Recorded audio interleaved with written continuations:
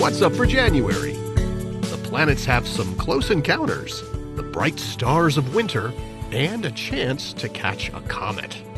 All month after sunset, you can see 4 planets without the aid of binoculars or a telescope.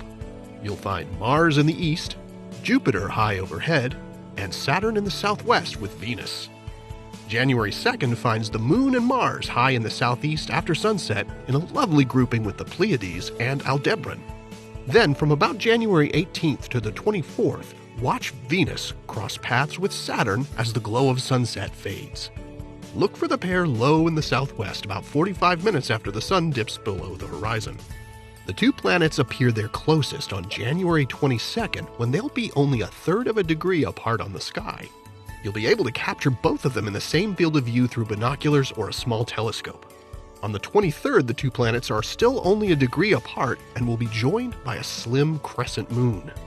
And on January 25th, looking to the southwest 30 to 45 minutes after sunset, look high above Venus and Saturn to find the moon only a degree apart from Jupiter, about halfway up the sky. January nights are filled with bright stars. Looking toward the south or southeast in the first few hours after dark, you'll spy the bright constellations of winter in the Northern Hemisphere. Of course, there's Orion, the hunter, the big dog constellation, Canis Major, and the lesser-known little dog, Canis Minor, with its bright star Procyon. And Y-shaped Taurus, the bull, includes the bright Hyades and Pleiades star clusters.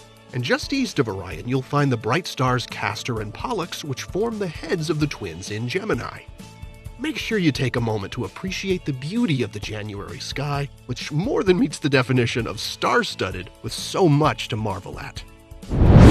A recently discovered comet is now passing through the inner solar system and should be visible with a telescope and likely with binoculars. The comet, which has a mouthful of a name, C2022 E3 ZTF, was first sighted in March last year when it was already inside the orbit of Jupiter. It makes its closest approach to the Sun on January 12th and then passes its closest to Earth on February 2nd. Comets are notoriously unpredictable, but if this one continues its current trend in brightness, it'll be easy to spot with binoculars, and it's just possible it could become visible to the unaided eye under dark skies. Observers in the Northern Hemisphere will find the comet in the morning sky as it moves swiftly toward the northwest during January.